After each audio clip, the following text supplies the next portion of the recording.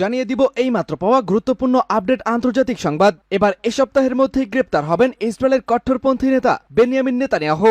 অবশেষে পরাজয় ঘটতে চলেছে ইহুদিবাদীদের, স্বাধীন রাষ্ট্র হিসেবে মাথা উঁচু করে দাঁড়াবে গত কয়েক দশক ধরে নিপীড়নের শিকার ফিলিস্তিনিরা।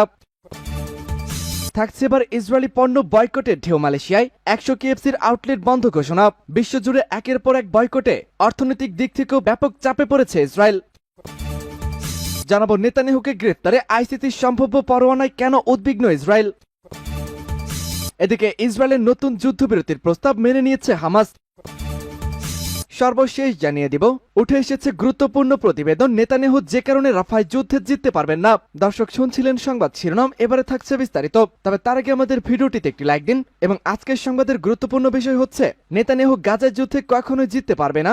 আন্তর্জাতিক বিশ্লেষকেরা এমনই মতবাদ ব্যক্ত করেছেন। এদিকে মরার উপরে খাড়ার খা, আইসিসি থেকে এই সপ্তাহের মধ্যে নেতানিয়াহুর গ্রেপ্তারি পরোয়ানা আসতে পারে এবং এমনটি হলে যে কোনো সময় গ্রেপ্তার হবেন নেতানিয়াহু সহ তার সকল মন্ত্রী পরিষদ। বিশ্ব পরিস্থিতি এবার পুরোপুরি ঘুরে দাঁড়িয়েছে। আমেরিকা, কানাডা এবং জার্মানির বিশ্ববিদ্যালয়গুলোতে ছাত্রদের বিক্ষোভে ফিলিস্তিন রাষ্ট্রের সমর্থনটি আরো ব্যাপক জোরালো আকার ধারণ করেছে। এবারে নেতানিয়াহু যদি গ্রেপ্তার হয়ে যান তবে যুদ্ধ পরিস্থিতিতে হামাসের বিজয় সুনিশ্চিত। দর্শক, এই নেতানিয়াহুর গ্রেপ্তার প্রসঙ্গে আপনি কতটা উল্লাসিত এবং এ বিষয়ে আপনার মন্তব্য কি কমেন্ট বক্সে লিখে জানান। আমাদের চ্যানেলটি সাবস্ক্রাইব করুন এবং পরবর্তী আপডেট সবার আগে পেতে সাথেই জুড়ে থাকুন। পুরোপুরি খেলা শেষ, এই সপ্তাহেই গ্রেফতার হতে পারেন নেতানিয়াহু। গাজায় একের পর এক যুদ্ধাপরাধ ও মানবতা বিরোধী অপরাধের নির্দেশ দেওয়ার অভিযোগে ইসরায়েলের প্রধানমন্ত্রী বেঞ্জামিন নেতানিয়াহু, প্রতিরক্ষা মন্ত্রী ইয়েভ গ্যালন্ত এবং ইসরায়েলের প্রতিরক্ষা বাহিনীর জ্যেষ্ঠ কর্মকর্তাদের বিরুদ্ধে চলতি সপ্তাহেই গ্রেফতারি পরোয়ানা জারি করতে পারে নেদারল্যান্ডসের হেগ শহরে অবস্থিত আন্তর্জাতিক অপরাধ আদালত। ইসরায়েলের সরকারি কর্মকর্তাদের বরাত দিয়ে মঙ্গলবার এক প্রতিবেদনে এই তথ্য জানিয়েছে মার্কিন সংবাদ মাধ্যম এনবিসি নিউজ। সম্ভাব্য সেই পরোয়ানা এড়াতেই ইতিমধ্যে কূটনৈতিক চ্যানেলের মাধ্যমে ইসরায়েলের যুদ্ধকালীন মন্ত্রিসভা ব্যাপক তৎপরতা শুরু করেছে বলেও এনবিসিকে বলেছে ওই সরকারি কর্মকর্তা। এ প্রসঙ্গে আইসিসির সঙ্গে যোগাযোগ করে এনবিসির সাংবাদিকেরা জানতে চেয়েছিলেন, সত্যি চলতি সপ্তাহে নেতানিয়াহু, গ্যালন্ত ও অন্যান্য ইসরায়েলের সামরিক কর্মকর্তাদের বিরুদ্ধে চলতি সপ্তাহে গ্রেফতারি পরোয়ানা ইস্যু করা হয়েছে কিনা। জবাবে আন্তর্জাতিক অপরাধ আদালতের একজন মুখপাত্র বলেছেন, আমরা ফিলিস্তিন রাষ্ট্র পরিস্থিতি নিয়ে একটি মুক্ত ও অবাধ তদন্ত পরিচালনা করেছি। এই কাজের সুবিধার্থে যে কোনো পদক্ষেপ আমরা নিজেরাই নিতে পারব, কিন্তু যেহেতু এটি তদন্তহীন বিষয় তাই এ প্রসঙ্গে এখনই বিস্তারিত কিছু বলার সুযোগ নেই। 2014 সালে হামাস ইসরায়েল যুদ্ধের পর 2017 সালে তার তদন্ত শুরু করেছিল আইসিসি। পরে করোনা মহামারীর কারণে তদন্তে বাধা পড়ে এবং মহামারীর ধাক্কা কেটে যাওয়ার পরও তার নতুন করে শুরু করা যায়নি। কিন্তু গত বছর 7 অক্টোবর ইসরায়েলি ভূখণ্ডে হামাসের হামলা ও তার জেরে গাজায় অভিযান শুরুর পর সেই তদন্ত ফের পুনরুজ্জীবিত করেছে আইসিসি। গত ডিসেম্বরে গাজায় ইসরায়েল সীমান্ত ঘুরে গেছেন আইসিসি শীর্ষ প্রসিকিউটর করিম খান। সেই সফরে পূর্ণ সেই তদন্ত ফের শুরুর তথ্য জানিয়ে সাংবাদিকদের বলেছিলেন, এবারে তদন্ত হবে গতিশীল, কঠোর এবং পুরোপুরি সাক্ষ্য প্রমাণ নির্ভর।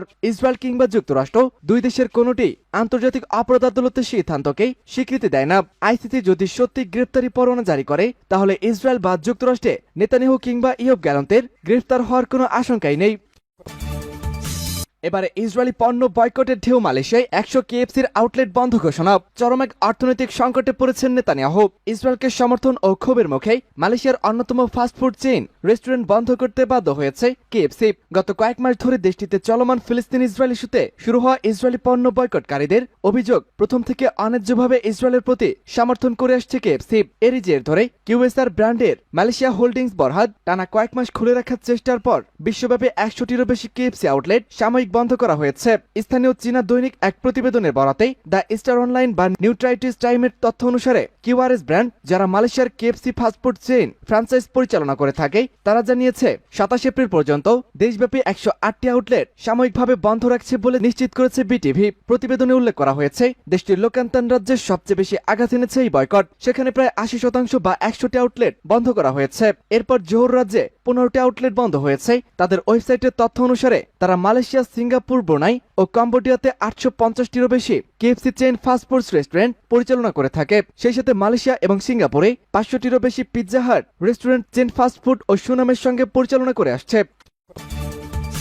নেতানিয়াহুকে গ্রেফতারে আইসিসির সম্ভাব্য পরোয়ানায় কেন উদ্বিগ্ন ইসরায়েল? ইসরায়েল হামাস যুদ্ধের 6 মাসেরও বেশি সময় পার হওয়ার পরও প্রধানমন্ত্রী বেনিয়ামিন নেতানিয়াহু সহ শীর্ষস্থানীয় ইসরায়েলি নেতাদের বিরুদ্ধে সম্ভাব্য গ্রেফতারি পরোয়ানা নিয়েই ক্রমেই বেশি উদ্বিগ্ন হয়ে পড়ছে তেল আবিবের কর্মকর্তারা। আন্তর্জাতিক অপরাধ আদালত এই পরোয়ানা জারি করতে পারেন। ইসরায়েলের সেনাবাহিনী ও কর্মকর্তাদের বিরুদ্ধে জাতিসংঘের শীর্ষ আদালতে সম্ভাব্য পদক্ষেপ সম্পর্কে সম্প্রতি সামাজিক যোগাযোগ মাধ্যমে সাধারণ ভাষায় একটি পোস্ট দেন নেতানিয়াহু। দেশটির পররাষ্ট্র মন্ত্রণালয় বলেছে, আইসিসির পদক্ষেপ নিয়ে প্রকাশিত খবরাখবরের উপর তারা নজর রাখছে। বিশ্বের যুদ্ধাপরাধ, মানবতা বিরোধী অপরাধ, গণহত্যা ও আগ্রাসন চালানোর মতো নৃশংসতম কর্মকাণ্ডের জন্য দায়ী ব্যক্তিদের বিচারের সম্মুখীন করার সর্বশেষ আশ্রয়স্থল হিসাবে 2002 সালে প্রতিষ্ঠিত হয় স্থায়ী আদালত আইসিসি।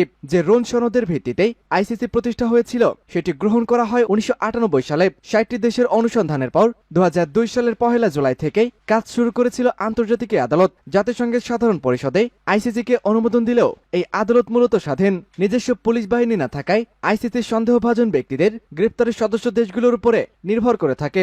এমন ব্যক্তিদের বিচারের মুখোমুখি করার ক্ষেত্রে এটি একটি বড় বাধা। প্রধানমন্ত্রী বেনিয়ামিন নেতানিয়াহু গত শুক্রবার এক্সে এক পোস্টে লিখেন, ইসরায়েল তার আত্মনিয়ন্ত্রণের সহজাত অধিকার ক্ষুণ্ণ করেছে। আইসিসি এমন কোনো চেষ্টা কখনোই মেনে নেবে না। ইসরায়েলি প্রধানমন্ত্রী আরও লিখেছেন, যদিও আইসিসির নির্দেশ ইসরায়েলের কর্মকাণ্ডে প্রভাব ফেলবে না, তবু এটি একটি বিপজ্জনক নজির সৃষ্টি করবে। প্রধানমন্ত্রী এ ধরনের বার্তার পর ইসরায়েলি পররাষ্ট্র মন্ত্রণালয় গত রোববার বলেছে, আদালত ইসরায়েলের জ্যেষ্ঠ রাজনৈতিক ও সামরিক কর্মকর্তাদের গ্রেফতারের নির্দেশ দিতে পারে। এসব গুজব সম্পর্কে বিদেশি মিশনগুলোকে অবগত করেছেন তারা। তবে এ গুজবের সূত্র সম্পর্কে মন্ত্রণালয় কিছুই জানায়নি। ইহুদি প্রশাসনের নতুন যুদ্ধবিরতির প্রস্তাব মেনে নিবে হামাস ফিলিস্তিন স্বাধীনতাকামী গোষ্ঠী হামাস গাজায় যুদ্ধবিরতি ও জিম্মি মুক্তি চুক্তির জন্য ইসরায়েলের নতুন প্রস্তাব মেনে নিবে বলে আশা করেছেন মার্কিন পররাষ্ট্রমন্ত্রী অ্যান্টনি ব্লিংকেন। সোমবার নতুন প্রস্তাবকে অসাধারণ উদার উল্লেখ করে দ্রুত তা মেনে নিতে হামাসের প্রতি আহ্বান জানিয়েছেন ব্লিংকেন। খবর বিবিসি। সৌদি আরবের রাজধানী রিয়াদে ওয়ার্ল্ড ইকোনমিক ফোরামের এক সভায় ব্লিংকেন বলেছেন, তিনি আশাবাদী যে হামাস ঠিক সিদ্ধান্তটি নেবে। হামাসের প্রতিনিধি দল মিশর ও কাতারের মধ্যস্থতাকারীদের সঙ্গে নতুন প্রস্তাব নিয়ে আলোচনা করেছে। নাম প্রকাশ না করা সত্ত্বে হামাসের এক জ্যেষ্ঠ কর্মকর্তা বলেন, যদি না ইসরায়েল নতুন করে কোনো প্রতিবন্ধকতা সৃষ্টি করে তাহলে আলোচনার পরিবেশ ইতিবাচক। ইতিমধ্যে কায়রো ছেড়েছে হামাসের প্রতিনিধি দল। প্রস্তাবের লিখিত প্রতিক্রিয়া নিয়ে তারা আবারও কায়রোতে আসবে বলে জানিয়েছে মিশরের রাষ্ট্রীয় টেলিভিশন আল কাহেরা। নতুন প্রস্তাবে জিম্মি মুক্তির বিনিময়ে 40 দিনের যুদ্ধবিরতি ও বাস্তুচ্যুত পরিবারকে উত্তর গাজায় ফেরত যাওয়ার কথাটি বলা হয়েছে। যুদ্ধবিরতি চুক্তিতে পৌঁছাতে বৈশ্বিক মিত্রদের পক্ষ থেকে ব্যাপক চাপ রয়েছে ইসরায়েল সরকারের ওপর। এছাড়া জিম্মিদের মুক্ত করতে ইসরায়েলেরও বড় ধরনের বিক্ষোভ অব্যাহত রয়েছে। চুক্তিতে পৌঁছানোর চেষ্টা চালিয়ে আসছে মধ্যস্থতাকারী দেশ যুক্তরাষ্ট্র, মিশর ও কাতার। এ মাসের শুরুর দিকে হামাস 6 সপ্তাহের যুদ্ধবিরতি ও শত শত ফিলিস্তিনি বন্দীর বিনিময়ে 40 ইসরায়েলি জিম্মির মুক্তি ইসরায়েলি প্রস্তাব প্রত্যাখ্যান করেছিল। তারা গাজায় স্থায়ী যুদ্ধবিরতি, গাজা থেকে ইসরায়েলের সেনা সম্পূর্ণ প্রত্যাহার ও বাস্তুচ্যুত ফিলিস্তিনিদের ঘরে ফিরিয়ে দেওয়ার দাবিতে অটল রয়েছে। অবশেষে বেরিয়েছে গুরুত্বপূর্ণ প্রতিবেদন, নেতানিয়াহু যে কারণে রাফায় যুদ্ধে জিততে পারবেন না। ইসরায়েলের সংবাদ মাধ্যম ইসরায়েল হেওমে সংবাদ জানাচ্ছে, গাজার দক্ষিণাঞ্চলের শহর রাফায় স্থল অভিযানের জন্য সব ধরনের প্রস্তুতি শেষ করেছে দেশটির সেনাবাহিনী। এখন তারা রাজনৈতিক নেতৃত্বের আদেশের অপেক্ষায় রয়েছে। সংবাদপত্রটির ভাষ্য হচ্ছে, এই আগ্রাসন পরিকল্পনায় যুক্তরাষ্ট্রের সবুজ সংকেত পাওয়া গেছে। গাজার অন্যান্য শহরের মতো রাফা অত্যন্ত ঘনবসতিপূর্ণ এলাকা। শহরটিতে এমনিতেই 3 লাখ বাসিন্দার বসবাস। এর সঙ্গে অবরুদ্ধ গাজার বিভিন্ন এলাকা থেকে বাস্তুচ্যুত হয়ে আসা আরো 14 লাখ উদ্বাস্তুর ঠাঁই রয়েছে সেখানে। বিশ্ব নেতারা উদ্বেগ প্রকাশ করে আসছেন যে রাফায় ইসরায়েলের অভিযানে বিপুল সংখ্যক সাধারণ মানুষ হতাহত হবেন। অবশ্য তাদের সেই উদ্বেগ 200 দিন ধরে গাজায় আগ্রাসন, গণহত্যা এবং সেখানকার অবকাঠামো ধ্বংসস্তূপে পরিণত করা থেকে ইসরায়েলি বাহিনীকে বিরত রাখতে পারেনি। আর সে কারণেই ইসরায়েলের প্রধান পৃষ্ঠপোষক জো বাইডেন সহ বিশ্ব নেতারা নেতানিয়াহুর কাছে রাফায় স্থল অভিযানে এমন একটা পরিকল্পনা চেয়েছেন যাতে সাধারণ মানুষের প্রাণ রক্ষা করা যায় এবং সেখানে মানবিক সহায়তা কার্যক্রম পরিচালনা করা যায়।